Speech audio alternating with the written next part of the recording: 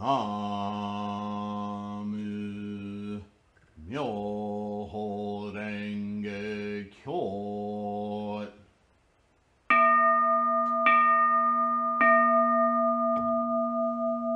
나무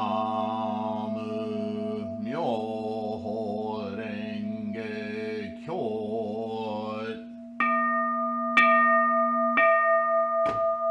나무 묘호랭개교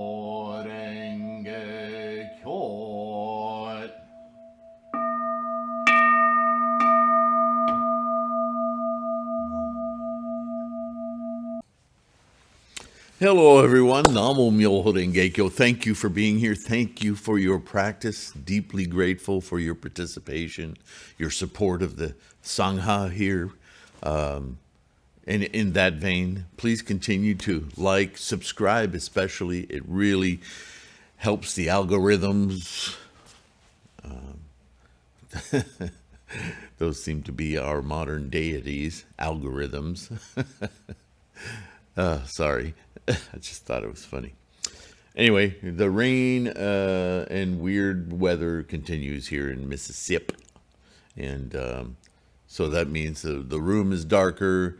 I've come to the conclusion that with all my gymnastics with lighting, this is why full-time YouTubers, which I guess I am, tend to have specific rooms that they create a studio in so that they can control all these environmental aspects. I know, stupid. It took me that long to figure that out.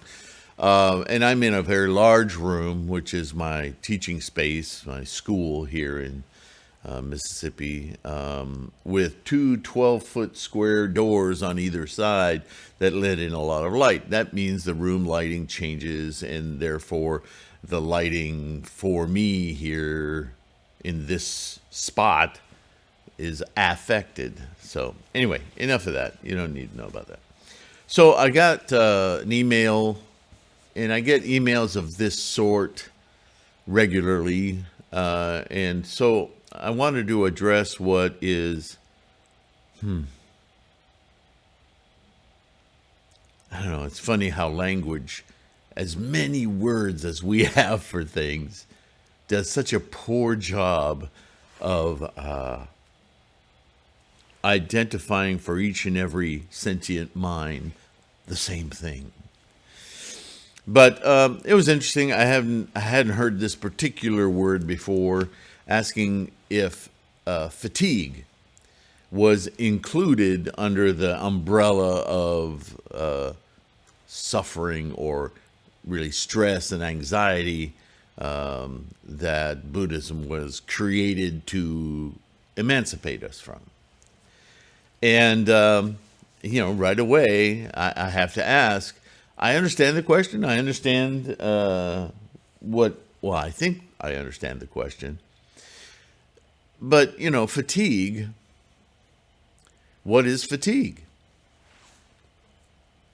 Gosh, they even name a whole kind of clothing after fatigue.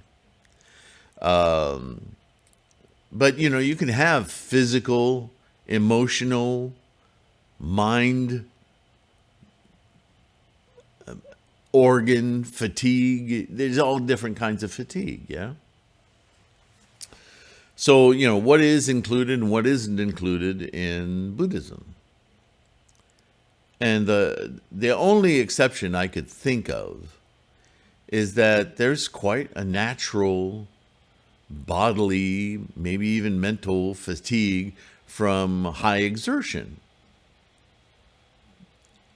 Is that the kind of fatigue that causes anxiety, quote, suffering, just like pain? What is pain? Well, I mean, if you're an athlete, or if you're working out for your health, or doing any kind of physical exertion, then fatigue is a natural response to your body needing to recover, right? So I don't think that falls underneath the rubric of suffering.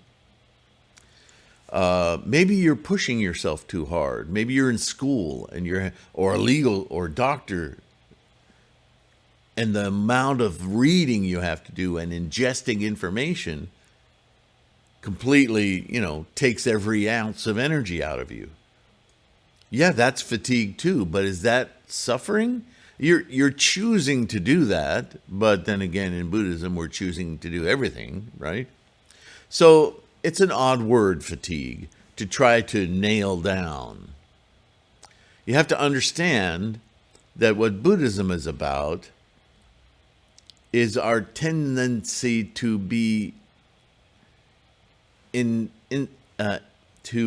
be entangled, attached, desirous of, right? So if your bones are fatiguing because of a medical condition, if you're depressed and you have a condition, a mental condition, a brain condition, a physiology, an injury, right? I have a lot of problems with my neck. I'm one day going to have another surgery on my neck. I'm going through a lot of pain right now. And that can be fatiguing. Now it's a different nuanced explanation of fatigue, yeah? Your mental state, like I said, depression, manic depressive, whatever definition you want to give to your mental state, if it just makes you lethargic and you feel fatigued, in that whole spectrum of fatigue, where does Buddhism fit in? All right, so let's answer that. Buddhism is about the mind. I always go back to that. Attitude and intent. Attitude and intent. If your attitude is poor, Buddhism changes that. If your intent, because it's based largely on your attitude, is broken, non-life affirming, whatever causes that, whether it's fatigue or temper or fear or whatever, all of those things are indication of our entanglements and attachments with our thingifying samsaric mind. Yes, that's what Buddhahood and the Buddhist practice is about liberating you from. But do you see the difference? If I choose to work out every day until, I want to participate in marathons, and if after the marathon I'm exhausted and it takes me 2 days to recover and rehydrate and everything, well, Buddhism isn't about making you a better runner. That fatigue is appropriate. It's your physical body responding to having used up its energy. Right? That's normal fatigue. But the mental condition of fatigue, that's all based on attitude and intent. It can be pushed by medical reasons, by the body-mind connection, right? So you have to ask yourself, am I fatigued because I just ran 20 miles? Well, that fatigue, you could learn to actually appreciate it because it's your body in repair. It's your body re-energizing. It's part of the game of the exertion. It's samsara. But if that fatiguing makes you depressed or fearful or you get emotional about it, emotional fatigue, well, where's that from? The mind. So you can use that as a litmus test for all the conditions in your life. If they're logical responses to your physicality, then maybe that's just living life. But if your fatigue or whatever other condition that you're questioning is really largely coming from your thoughts, your attitudes, your mental selections, your mental processes, your emotions, your anxieties, your stressing about something. Well, that's all samsaric as well, but it's samsaric in your mind. It's because your mind is making choices. You made it, well, yeah, I have to make choices. Understood. But this is what Buddhism addresses, is our immersion into the physical world and our attitudes and intent with that physical world, including other people. Because everything, think of it also this way, everything in the universe, every single packet of energy, whether it's a proton or an electron or a water molecule or hydrogen or flesh or the house, everything, every phenomena is amazing and glorious experience. And if you're not experiencing that, then you're mired in entanglements, attachments, the physical world.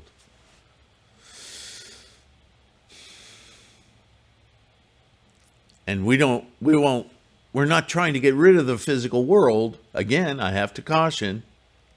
What we're trying to do is change our attitude and intent about it. We're still samsaric beings. We're still physical here and now.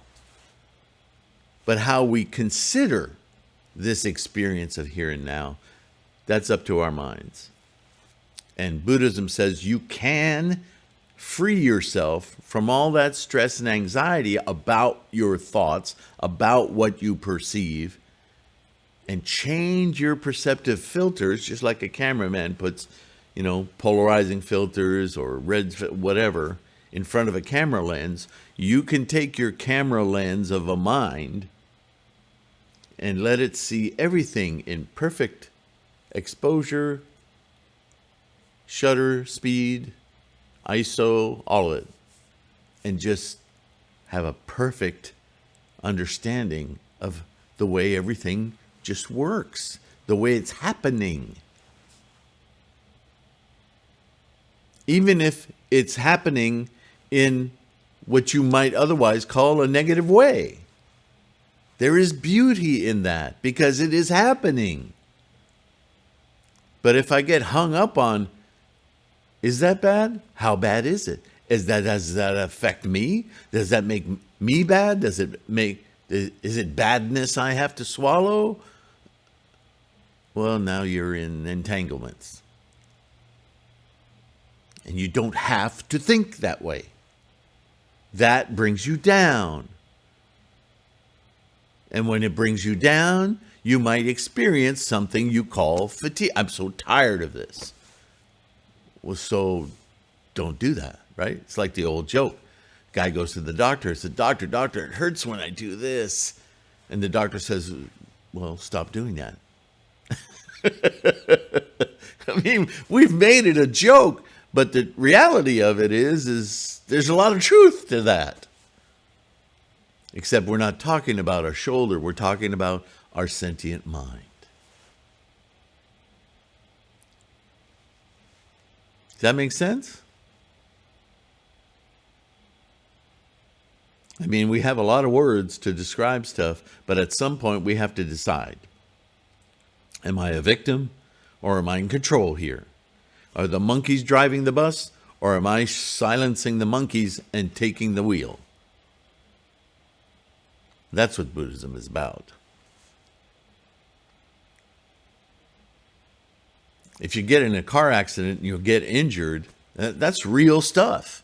Buddhism doesn't say, you can just get rid of that. No, but Buddhism does ask, how did you put yourself in this situation? Maybe there's something there that could be eliminated, assuaged. Maybe, in fact, the accident and your injury, you could look upon it as a great opportunity for change. That in fact, yes, you're injured. Yes, you had an accident. Yes, all the crap that goes along with that. However, perhaps you're changing an inertia of your freight train of karma, and it's being affected in a way that if you're conscious of it, if you look upon it correctly, you can expiate that channel of whatever it is that puts you in that situation and never have to experience this again. You ever notice after a big trauma like that, whether you're in a hospital bed or at home or whatever, the world gets really simple. Right? All I want is someone to tell me someone to embrace, someone to tell me I'm okay, someone to love, somebody to love me, I just want connection. All I need right now is a warm blanket, and it'd be nice to have someone or someone's, right? It gets really simple. Those are the moments you need to really pay attention to, because that's true of all life. The rest of it, as it comes flooding back in, as your injuries heal, you start going back to work or whatever it is you do and interacting, your mind forgets. Your mind wanders into samsara. And here I am, back in samsara, stuffness. And my temper is more immediate. My reaction to things is more immediate. And I cease to see the wonder in everything. And all I see is crap all around me. Oops, what happened? Where'd you go?